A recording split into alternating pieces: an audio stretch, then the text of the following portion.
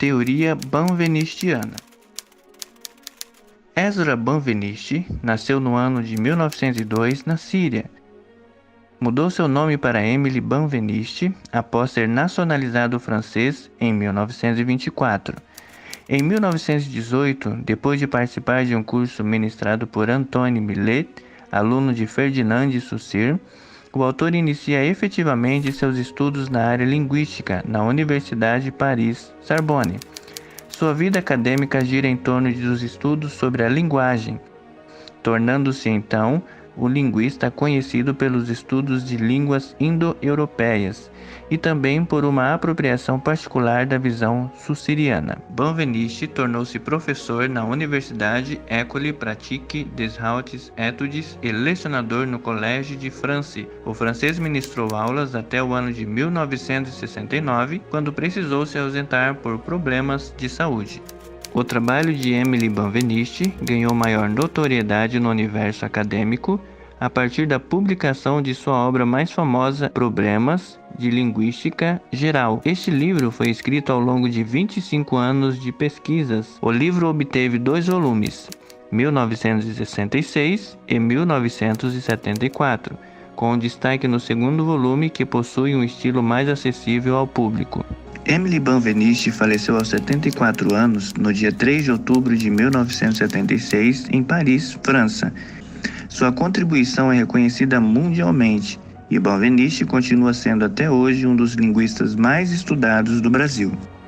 Mesmo sendo estruturalista e estando de acordo com várias teorias saussurianas, como a ideia de que existe um sistema de signos, Banvenisti se atentou para elementos próprios da linguagem que desestabilizavam algumas certezas propagadas por Saussure, como a afirmação de que o sistema de signos existe independentemente de quem fala. Para Ferdinand de Saussure, a língua é um sistema autônomo em relação à fala, completamente independente daquilo que é externo a ela, sendo assim compreendida como um sistema de regras que se basta por si mesmo. Não há necessidade de relacionar a língua com nada que esteja externo ao próprio sistema para entender o seu funcionamento.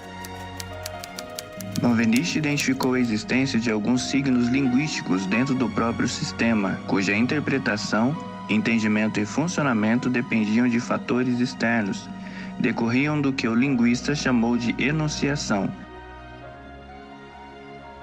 A enunciação consiste no ato individual de um sujeito colocar a língua em funcionamento. Os signos linguísticos que apontam para fora do sistema da linguagem são chamados deíticos. Quando utilizamos os signos aqui, ali, lá, hoje, amanhã, ontem, eu, você, é fundamental que alguém se coloque na posição de enunciador para que ocorra a interpretação sobre a qual recorte do mundo esses signos fazem referência. Banvenisti mostrou que o eu sempre muda dependendo de quem se coloca na posição de dizer o signo linguístico eu. Da mesma forma que aqui é um signo que pressupõe uma proximidade entre quem está falando e a coisa sobre a qual se fala. Já no signo linguístico ali, há uma ideia de distância, ou seja, a relação espacial muda dependendo do signo, e só é possível estabelecer esses indicadores espaciais no momento da enunciação. Quando uma pessoa conversa com outra, ela se coloca como eu. Ao se direcionar a esta outra pessoa, que é transformada automaticamente em tu, mas esse processo é reversível porque o tu, ao tomar a palavra, se transformará no eu, e o eu que irá ouvir se transformará automaticamente em tu, havendo assim uma reversibilidade de papéis, como explica o professor brasileiro José Luiz Fiorin, mestre e doutor em Linguística pela Universidade de São Paulo, pós-doutor pela École des Hautes Études em Sciences Sociales, Paris, e Universidade de Bucareste, Romênia, atualmente professor da USP. Banvenisti começa a pensar o seguinte: há alguns elementos linguísticos que só fazem sentido quando eu tomo a palavra. Eu, por exemplo. Eu é quem fala, é quem... Portanto, a hora que eu tomo a palavra, eu sou o eu. A hora que ela toma a palavra, ela é o eu. E eu passo a ser o tu. E enquanto eu falo com ela, ela é o tu. Portanto, eu e tu se constituem no ato de dizer. E ele diz, mais ainda, o aqui, porque o aqui é o lugar daquele que fala. E também o agora. Então, o tempo, agora é o momento em que eu tomo a palavra. Então, o Benveniste vai dizer, na verdade, a enunciação é a instância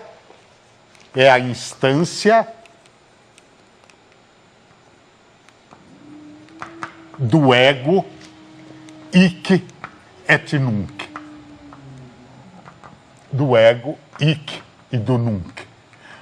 Ego hic nunc são, em latim, eu, aqui e agora. Ou seja, esses três elementos constituem as categorias da enunciação, que criam essa instância que recebe o nome de enunciação, esse domínio que recebe o nome de enunciação. A enunciação, portanto, tem um conteúdo linguístico. É a pessoa, o espaço e o tempo. Outra proposta do linguista foi a crítica às pessoas do discurso. Para Benveniste, aquilo que tradicionalmente chamamos de pessoas do discurso, primeira, segunda e terceira pessoa do singular e plural, não são equivalentes. O pesquisador apresentou duas grandes oposições que ele chamou de pessoa e não pessoa. Segundo o estudioso, as únicas pessoas do discurso são a primeira e a segunda. A terceira seria a não pessoa, porque não possui participação no processo enunciativo, a não ser como objeto do ato de enunciação. Portanto, a enunciação sempre dispõe de um eu, que fala como o tu.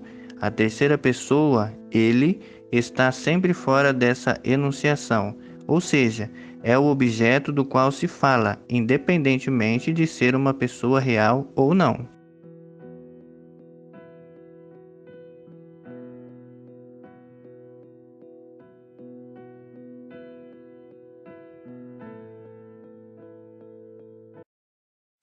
Is your time so empty? No.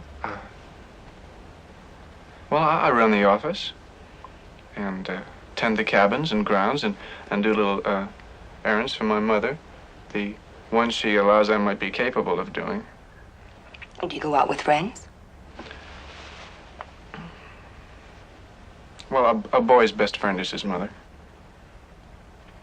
As teorias benvenistianas contribuíram muito para os estudos sobre a linguagem, já que o teórico foi um dos primeiros autores a recolocar a ideia de subjetividade como um tema para a linguística. Para o autor, sem o sujeito que enuncia, é impossível entender o funcionamento da língua.